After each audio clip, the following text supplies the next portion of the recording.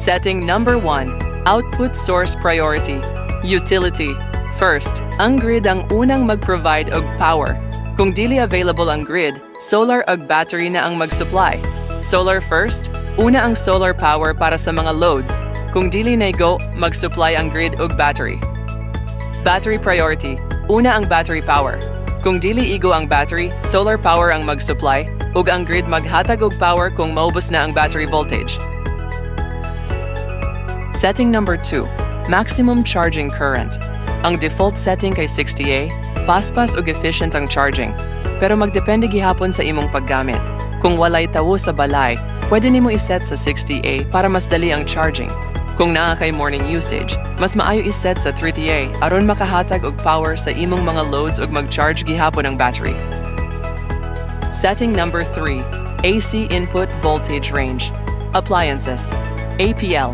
Para sa general use, voltage range 90 to 280. VAC, default setting, flexible siya. UPS mode. Para sa sensitive devices, voltage range 90 to 280 VAC. Ang APL mode ang maayo kung wala kay sensitive devices. Setting number 5. Kung AGM ang battery, dili na kinahanglan iset kay automatic na siya. Kung user-defined ang pili, pwede nimo iset ang battery charge voltage og low DC cut-off voltage sa program 26, 27, ug 29. Setting number 6. Auto restart on overload. Na-enable ug disable options. Ang default kay disable aron malikayan ang damage kung mag-overload pirmi.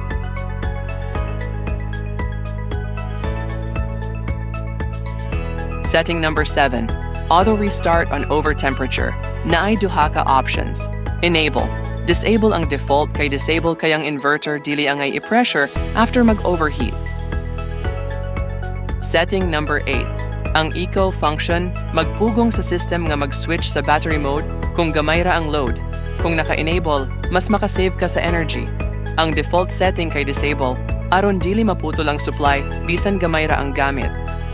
Setting number 9. Options ani kay 50 Hz ug 60 Hz. Sa Pilipinas, kasagaran 60 Hz ang ginagamit, pero ang default setting kay 50 Hz. Depende gihapon sa imong mga gamit kung unsa ang angay iset. Setting number 10. Output voltage. Pwede maset sa 220 volts, 230 volts, ug 240 volts. Ang default kay 230 volts kay nindot ang balance sa efficiency ug compatibility. Setting number 11. Kung ang maximum utility charging current sa program 2 kay mas gamay kaysa sa program 11, ang inverter gamiton ang current gikan sa program 2 para sa utility charging. Setting number 12. Kung ang imong inverter kay 3 kilowatts, ang voltage point kay 23.0 volts. Ug kung 5 kilowatts imong inverter, ang voltage point kay 46 volts.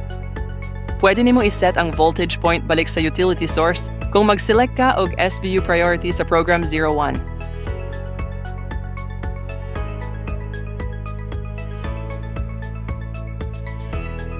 Setting number 13. Voltage point back to battery mode. Ang default kay 27.0 V kung 3 kilowatts ang inverter ug 54 V kung 5 kilowatts aron ma-maintain ang battery health ug magamit ang power efficiently. Pwede nimo iset ang voltage point balik sa battery mode kung mag-select ka og DBU priority sa program 01.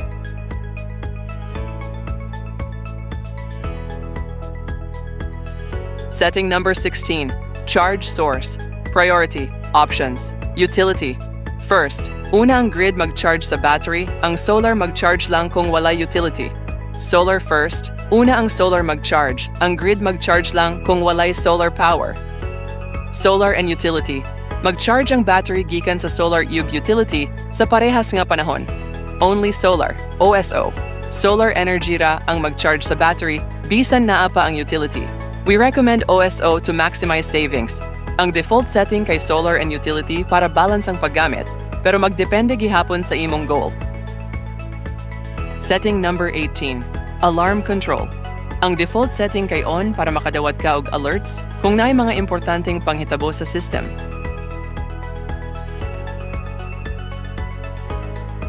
Setting number 19. Auto return to default display screen. Set to on para mobalik sa default display screen Kung walay gamit nga button sulod sa 1 minuto, aron dili mawala o mausab ang imong mga settings samtang gaset ka. Setting number 20, backlight control. Ang default kay always on para visible pirmi ang screen.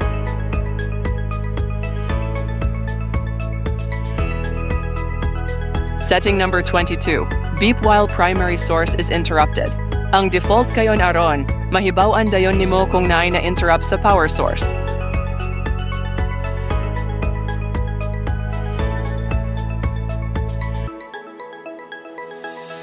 Setting number 23, overload bypass.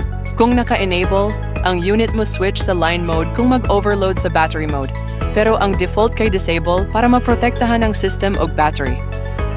Setting number 25, record fault code. Ang default kay enable aron mas dali mahibalaan ang mga problema.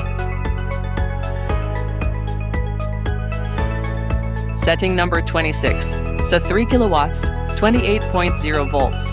Sa 5 kilowatts, 56.4 volts. Kini makatabang sa pag-optimize sa charging ug malikayan ang overcharging. Ang default kay 28.2 V.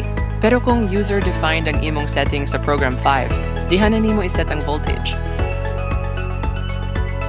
Setting number 27. Ang floating charge voltage kay 27 volts para sa 3 kilowatt inverter ug 54 volts para sa 5 kilowatt inverter. Kini magpugong sa overcharge ug mag-preserve sa lifespan sa battery. Setting number 28. Factory setting reset. Default kay off para malikayan ang accidental resets. Setting number 29. Low DC cut-off voltage. Sa 3 kilowatts, default kay 21.6 volts. Sa 5 kilowatts kay 42 volts. Kini magpugong sa over-discharge sa battery ug malikayan ang damage.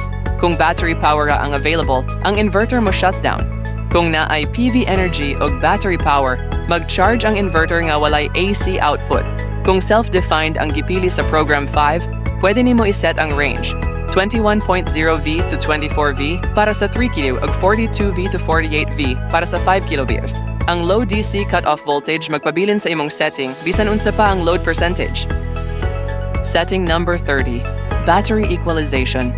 Ang default kay disable kay dili kinahanglan kung normal ang system. Kung flooded or user-defined ang gipili sa program 5, pwede nimo iset ang equalization. Setting number 31, battery equalization voltage. Sa 3 kilobar, ang equalization voltage kay 29.2V, sa 5 kilobar, 58.4V. Setting number 33, ang default kay 60 minuto, nga nagtumong sa oras nga gigugol sa battery equalization process. Kini nga proseso makatabang sa pag-maintain sa battery performance. Ang setting range kay gikan sa 5 minuto hangtod 900 minuto, depende sa imong preference. Setting number 34, ang default kay 120 minuto, nga mao ang maximum nga oras alang sa battery equalization process. Kung maabot na ang time limit, ang system mag-end sa equalization. Ang setting range kay gikan sa 5 minuto hangtod 900 minuto, pareho sa equalized time. Ang 30 adlaw na equalization interval sa GIL batteries naglikay sa sulfation ug nagpabilin sa maayong kondisyon. Flexible kini sa 0, 70 ka adlaw. Dili kini kinahanglan sa lithium batteries tungod sa BMS. Sundon ang rekomendasyon sa manufacturer aron malikayan ang kadaot. Setting number 36, equalization activated immediately. Ang options kay enable ug disable. Kung ang equalization function naka-enable sa program 30, maura na ang time nga pwede nimo iset. Kung enable, mag-activate dayon ang battery equalization ug magpakita ang E9 sa LCD main page. Kung disable, ma-cancel ang equalization hangtod sa sunod nga equalization time nga moabot base sa program 33 ug ang E9 dili magpakita sa LCD. Setting number 37, BMS function, switch. Ang options kay off ug on. Dapat on ang setting pirme aron magka-communicate ang inverter ug battery para masiguro ang maayo nga performance ug safety. Setting number 38, bat SOS under lock. Kung ang BMS SOC value kay mas ubos kaysa sa naset nga value, ma-shutdown ang inverter aron protektahan ang battery. Ang recommended setting kay 20%. Setting number 39, bat SOC turn to AC. Kung ang working mode sa inverter kay set sa battery priority mode, ang inverter mo activate sa main charging. Kung ang BMSSO key value kay mas ubos kaysa sa naset nga value, ang recommended setting kay 30%. Setting number 40. Bat Soth, turn to DC. Kung ang working mode sa inverter kay set sa battery priority mode, ang inverter mag-resume sa DC working mode kung ang BMSSOC value kay mas taas kaysa sa naset nga value. Ang recommended setting kay 60% aron sigurado nga ang battery na ay igo nga power para magpadayon sa pag-supply sa load. Kung ang SO moabot og 60%, nagpasabot nga na igo nga charge ang battery para mag-operate efficiently sa DC mode ug makalikay sa pagdaog-daog sa battery. Setting number 41. Bat Restart to SO. Kung naka-on ang inverter, ang BMS SOK kinahanglan mas taas sa 30% aron mag-normal ang operation. Ang 30% na setting kay ideal aron masiguro nga ang battery na apay igo nga charge para magpadayon sa operation ug malikayan ang over-discharge. Kini maghatag og protection sa battery ug magpabilin nga reliable ang system.